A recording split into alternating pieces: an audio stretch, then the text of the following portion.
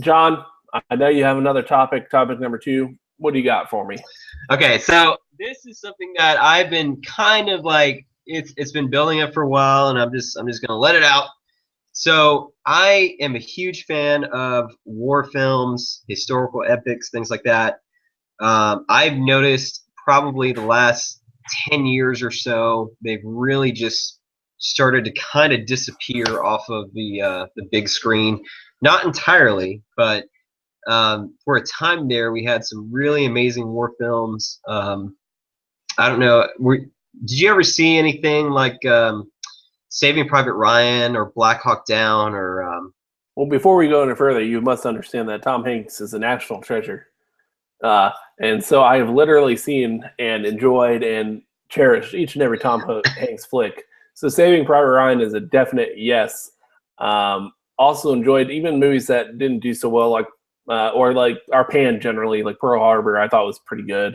yeah, I it was enjoy okay. war movies, especially ones that are based on reality. I mean, like there's been plenty of war films that are, of course, like sci-fi based, like Live, Die, Repeat, Edge of Tomorrow, whatever you want to call it, whatever the studio decides to call it today.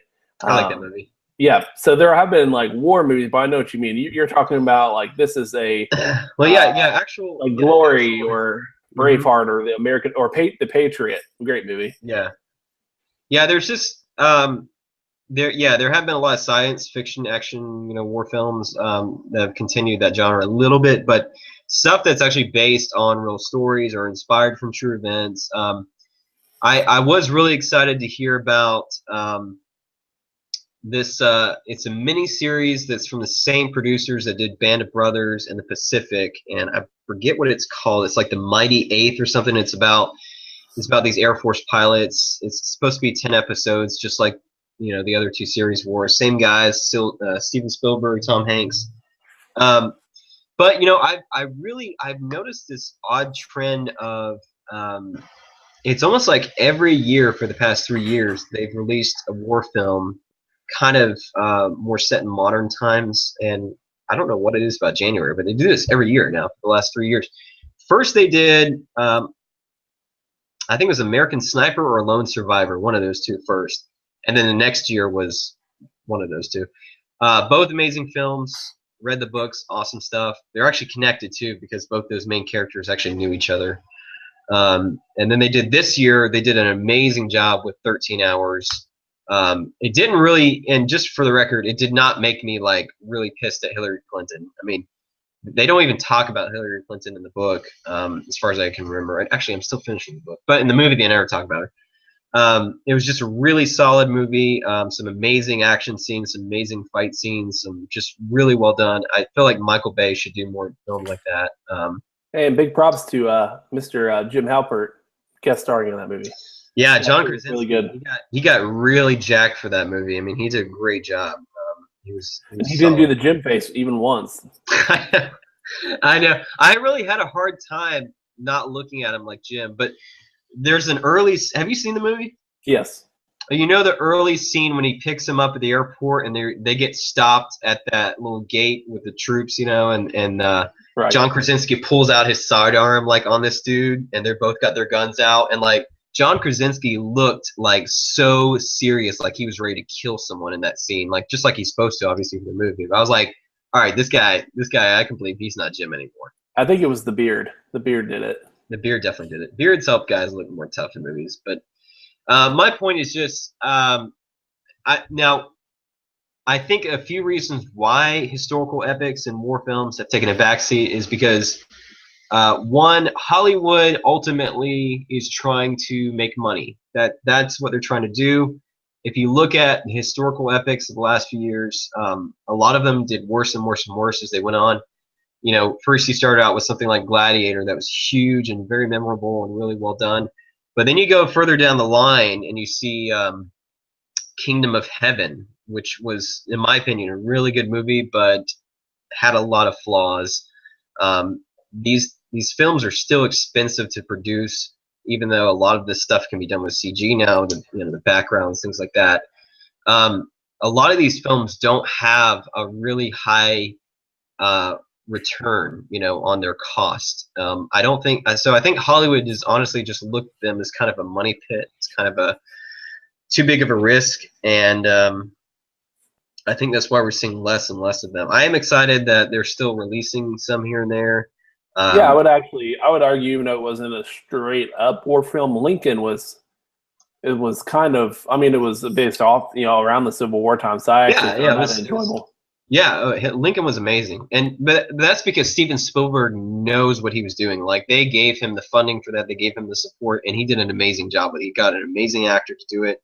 Side note: Daniel Day-Lewis acts like every 4 years. He takes his time with movies. I don't understand that, but he's an amazing actor. I really appreciate that, though, and I don't know about you, but with Steven Spielberg, you could say, "Hey, would you like to watch this movie?" And I would say, if you said Steven Spielberg, I wouldn't even care what movie it was. You could just hand it to me, and I'll 100% be sure it was good. Because even his worst movie, which I think was War of the Worlds, or co-doing Kingdom of the Crystal Skull, even though he wasn't necessarily the director, I think he was an executive producer on that one. But even those kind of movies, they're still enjoyable. So I mean, Steven Spielberg knows how to handle action. Really, he knows how to handle war and action and epics in general. Yeah, I mean, he's just an all-around amazing director, and he's supremely talented. Probably one of the best in the industry of all time. So I don't know. My hope is that Hollywood will maybe somehow make a movement towards back the war genre. Do you have any thoughts as to, like, I don't know, why this is, or if there's any chance, or if you think it needs to change, or just any thoughts? Well, I think you're right. I think to do a really good war epic, especially an older one, because future ones are easier almost because you can use CG and be like, well, we had to do this because we had to use CG because the technology they're using in the movie isn't possible right now. Whereas if you were to do a Civil War movie, not MCU style, but talking actual Civil War or anything, World War II, it doesn't matter. I feel like you need a lot of extras. You need a lot of real sets and costumes and the backdrops, like you said, can be CG, but I think it just requires that much more attention to detail, and studios aren't willing to just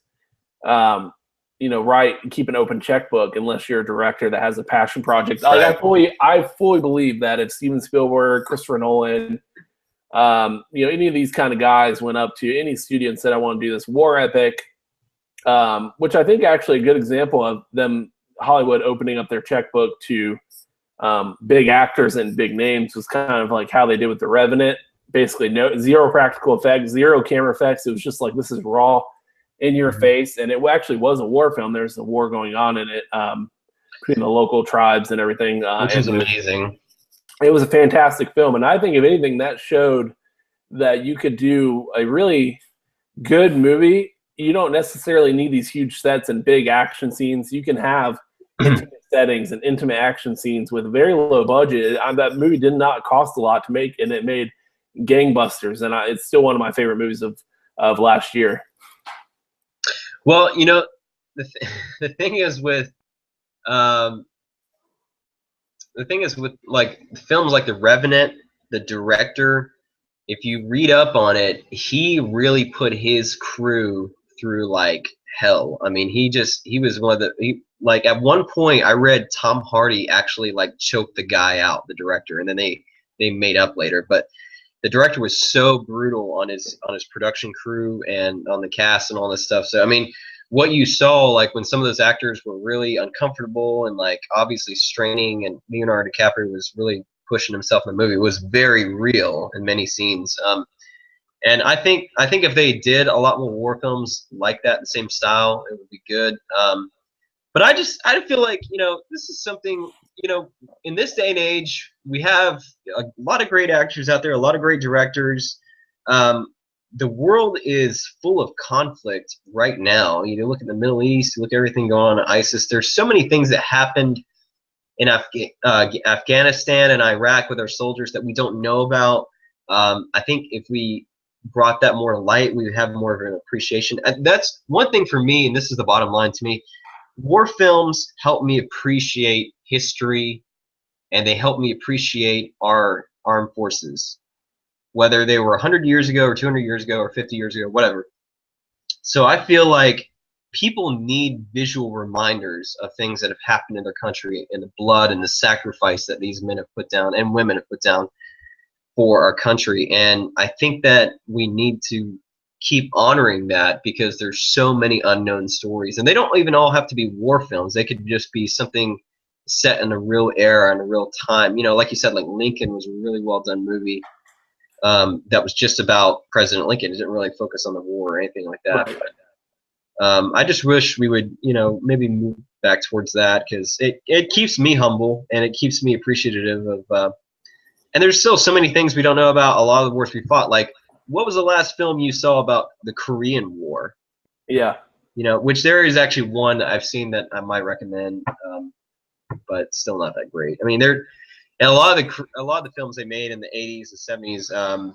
There's this one that Stanley Kubrick did that I hated. It made our soldiers look like such evil guys. I can't remember what it was called, but it was just very famous because it had that drill sergeant in the beginning and stuff. But Full Metal Jacket.